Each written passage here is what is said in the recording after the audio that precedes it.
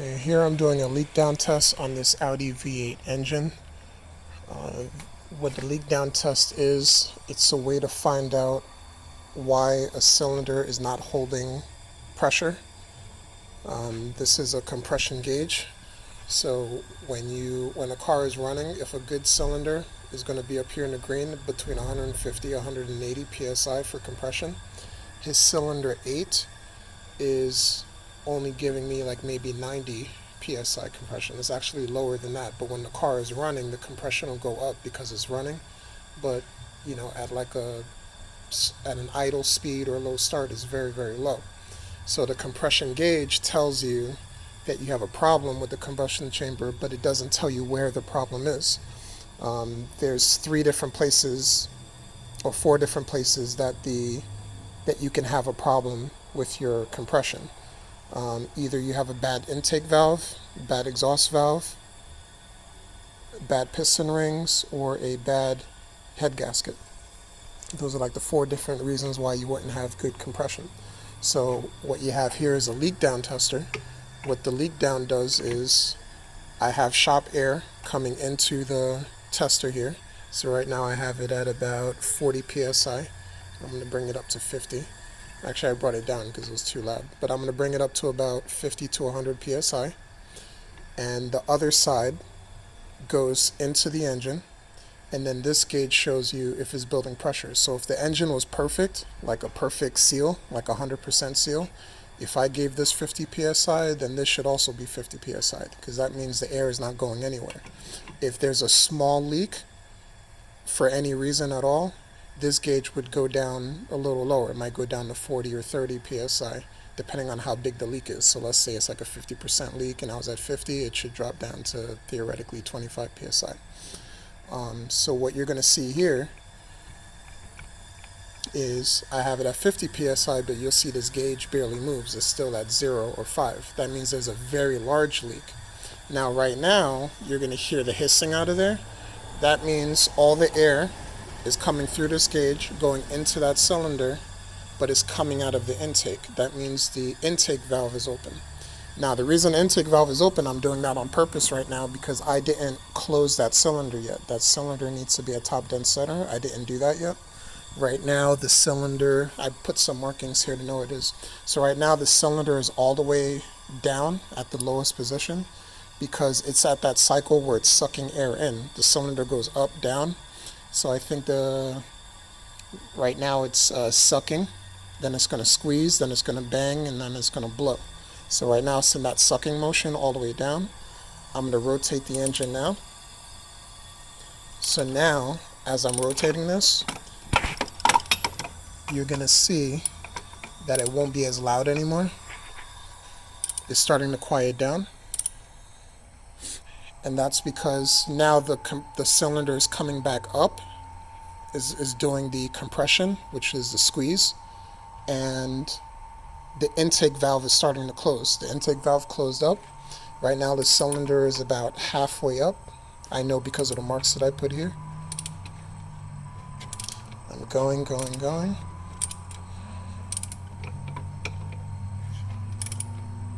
Right now the cylinder is at top dead center. The intake valve and the exhaust valve should both be closed right now. I'm at the 50 psi and you can see my gauge is only at about like 10. I'm going to bring up the psi a little higher. The gauge on the right side goes up a little bit. There's still a very large leak because I'm only at 10 psi. It's not as high as it should be.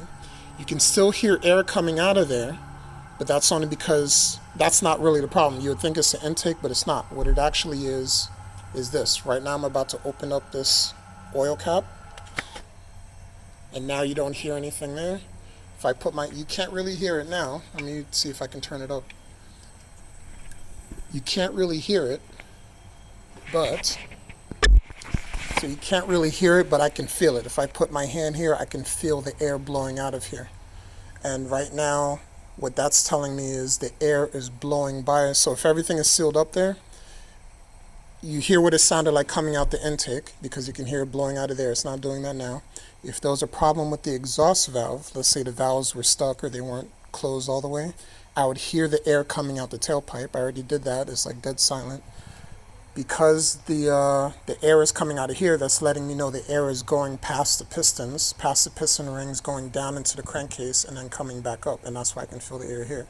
Had it been a head gasket, what you would do is you would check the coolant, which I can't really, this one has like a reservoir that I don't really have the reservoir connected really, but I would open this up, and then all the antifreeze would be like bubbling up in here if it was a head gasket problem. Everything would bubble up inside of there. So those are the 4 different places. You look at the antifreeze, you look at the crankcase, you look at the intake, you look at the exhaust.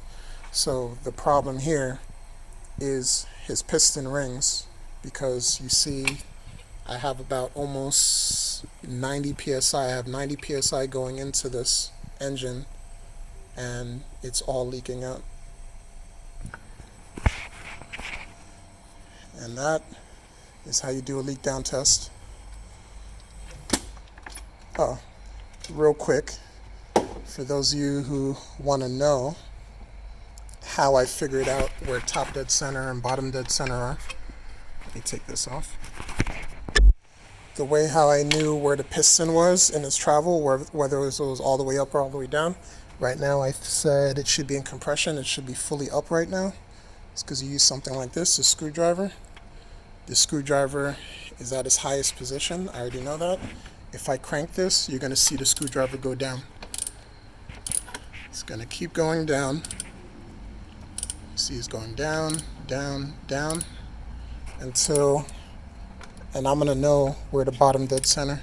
It's going to keep going down until it won't go down anymore. It's going to kind of slow down. We're almost there, and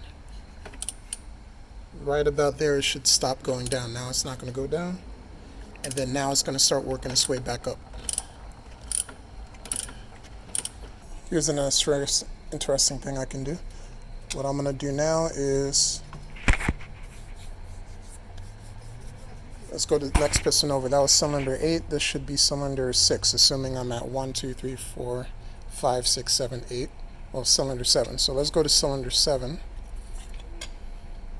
Actually, let's go to cylinder 6. I don't think I had any issues with cylinder 6. So I don't know where this is in its travel yet. I don't have any marks over there. So what I'm going to do is I'm going to do this real time, to where I'll just crank this and see what it does. Right now it's going up. So I'm going to keep cranking till it won't go up anymore. Very slowly, it's going up, up, up, up, up.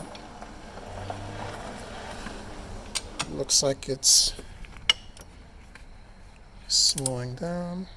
That's it. It's not moving anymore. So I'm going to say that's top dead center for cylinder 6. What I do not know is whether or not that's in the compression stroke or in the exhaust stroke. And I can do a leak down test right now, and then we'll see what it wants to do.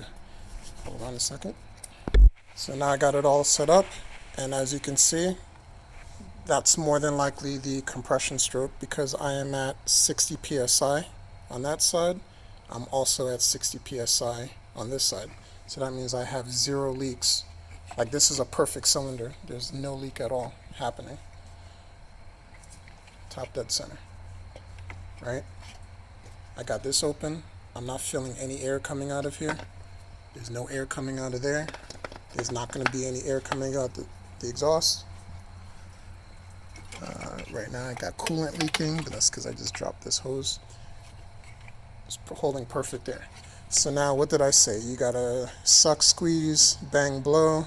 So right now we're squeezing. So now bang. So bang would be the cylinder is going to come down now. If I keep cranking, the cylinder is going to come down, but all of the valves are still going to be closed. So theoretically, I should not be losing any pressure really. Oh, I lost pressure right away.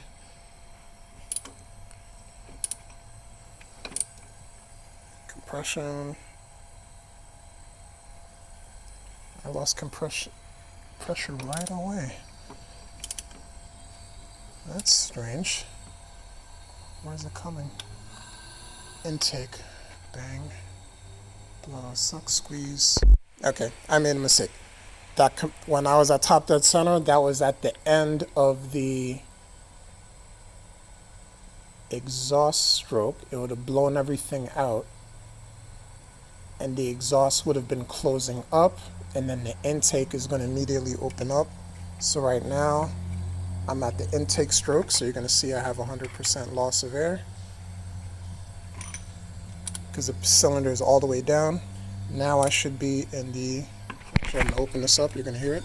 That's still intake stroke. Now that should close up, and I should be building up pressure, immediately building up pressure. And now I'm getting resistance right now. Right now I'm trying to like turn this, and it's like fighting me right now. If you look at that, the belt is actually slipping right now. It's fighting me, like I can't rotate the crank. So this is the actual compression stroke, and I can't compress it because the air that I'm putting in there is actually fighting me back, and you see it's building up pressure. So what I'm going to do is I'm going to disconnect this, so that way I can actually rotate this now. Now I can rotate it. It's building compression, building compression. Now it's at top dead center. This is top dead center of the compression stroke. I was wrong before. And here we go again. I have 60 psi. Now I'm down to maybe 55 psi, so you know that's close to perfect, but that's what we want, we're close. And then that's the compression, and then the theory that I had then was now when it comes down,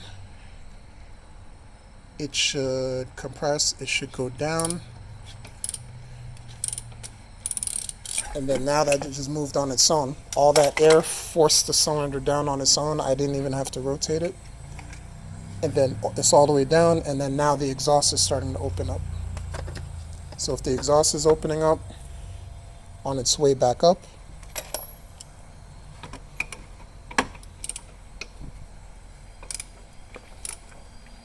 cylinder's down,